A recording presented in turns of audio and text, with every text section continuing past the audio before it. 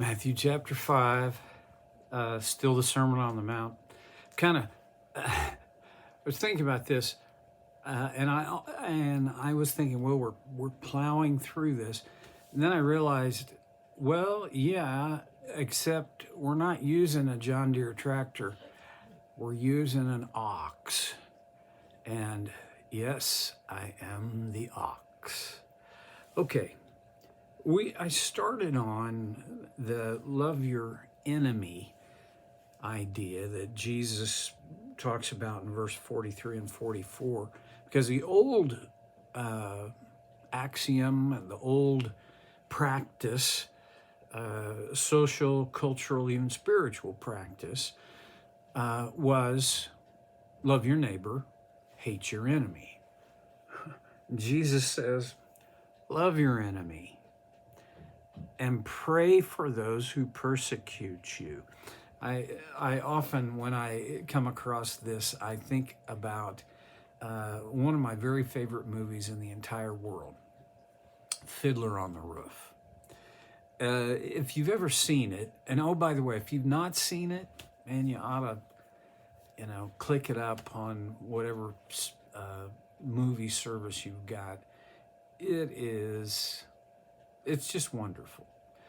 And there is a section in it fairly early on where the rabbi, who is an old man, obviously old, and highly regarded, maybe the most highly regarded person in the whole community, is coming out of the synagogue, and one of the men says, Rabbi, is there a prayer for the czar? And the rabbi pauses and says, may the Lord bless and keep the czar far from us. Yeah, okay. That's kind of, pray for those who persecute you or spitefully use you. Yeah, okay, Lord, my prayer is don't let them do any more damage. And you know what? I mean, the gut level sincerity of this prayer is really never brought into the equation. It's not pray a good prayer for them, just pray for them. What do you pray for an enemy? Okay, I'm going to be very churchy. I think, though, the most significant prayer is that they will come to know Jesus and that he will become the master of their life, which is essentially the same prayer I would pray for myself. I want to know Christ. I want him to be the owner, the Lord, the master of my life. And there's still a long road to go for that to happen. Well, why would I not pray that for an enemy? Well, one of the reasons is because I don't treat them as worthy of that kind of a prayer. They're my enemy. Well, all right. See, and this is interesting.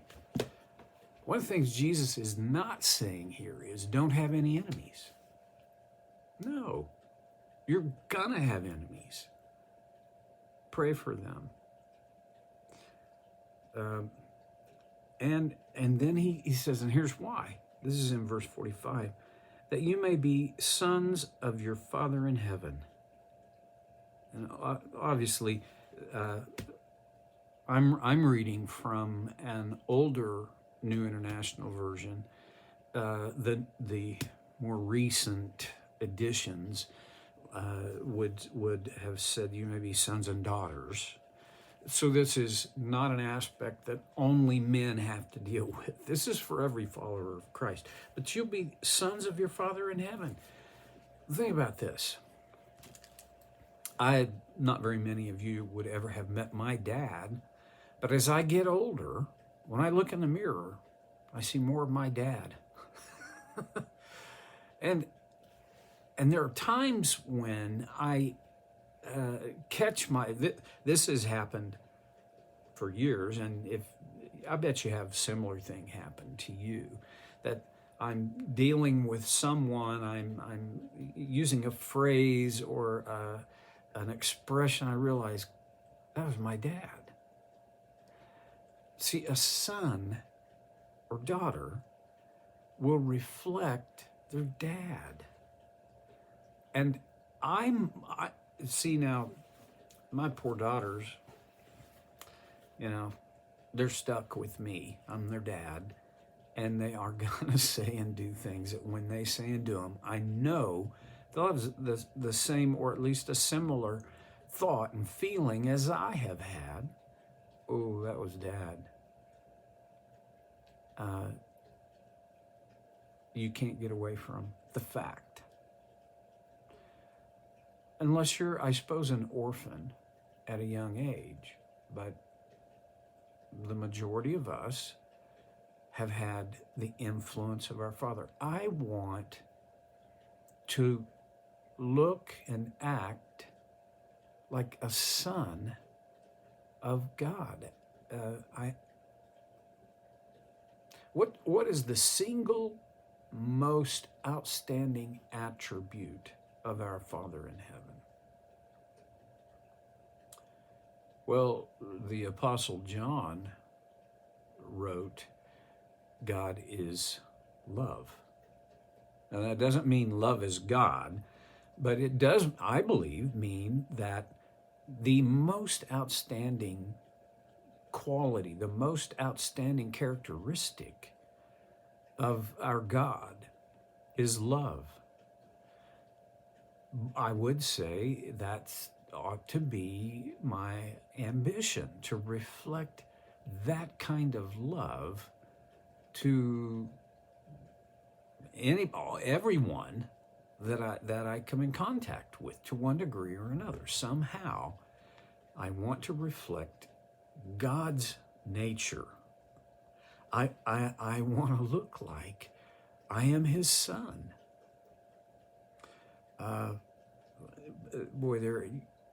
When it comes down to this idea of learning to love and reflect this virtue and attribute of God, you could write a whole book about it. Well, C.S. Lewis did a book, a very helpful, enlightening book called The Four Loves, where he takes the four words in Greek that are used for the English word love. It's a great book. So far, I've not read any, and I think I've read all of C.S. Lewis's books. I haven't read any one that I wouldn't recommend.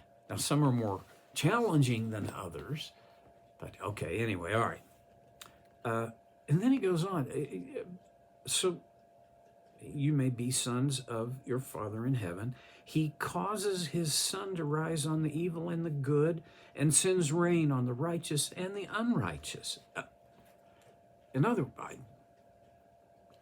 For me, what I get out of that is, hey, He's not just sending out the normal blessings of life to one group of people. No. He sends those normal blessings of life to all people. Good people, bad people, righteous people, unrighteous people. And one of the things I get from that is, since God is treating people that way, I'm His son, why would I not? Then in verse 46, if you love those who love you, what reward will you get? Are not even the tax collectors doing that? Okay, bear in mind, to be called a tax collector was a very derogatory kind of statement. Generally, tax collectors were despised by Jews. And there was a reason for that. Because generally, tax collectors were scoundrels. They were essentially thieves who were given carte blanche to do whatever they wanted as long as they collected this figure and sent it back to Rome. The rest was just cotton candy for them. And Jesus says, you know what, if you just love people who love you, don't pull your shoulder out of socket patting yourself on the back, because even the tax collectors do that. Huh. And then verse 47, and if you greet only your brothers, what are you doing more than others? Do not even pagans do that? Now, when we say, when we read the words, this idea of greeting only your brothers, one of the aspects of that is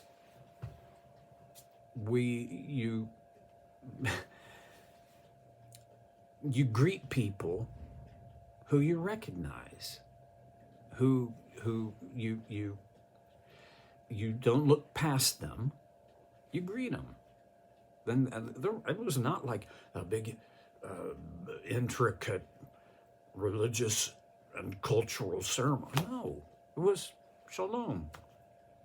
Well, if you do that only to your brothers, then I think what Jesus was, two directions on this. First of all, my brothers being my closest friends, people that we have this, a kindred thing going. Okay. I also even wonder, was Jesus not pointing toward, at the very least, the fact that if my willingness to recognize people is bound up only in recognizing my Jewish brothers and sisters, I think he could be alluding to the fact that it's bigger than that group. The opposite side of that coin, the flip side, is when you don't recognize someone, you won't greet them. You can't greet them. Now, there's a big difference between a hearty, warm-hearted greeting and a quick wave, a nod, and going on. There are people in the neighborhood we live in that when I go walking in it, I don't stop and have a conversation, but when I see somebody, I try to acknowledge them. Okay, that's the minimum. And then there are others who when I greet them, it's more not just a, hey, it's more, how are you? Tell me how you're doing. I'm interested. Okay. Our culture is, because of the speed we go at, greeting others is, it's kind of uncommon. And Jesus says, don't even the pagans do that? I mean, you recognizing, acknowledging others, don't pull your shoulder out of socket, patting yourself on the back. Even the pagans do that. Even people who have no regard for God do that. Well, okay, this may not be as easy as it initially sounds, because there are people I don't even want to acknowledge. I don't have time for them. Maybe what do you think? Okay, see you next time on So Care with Stevie.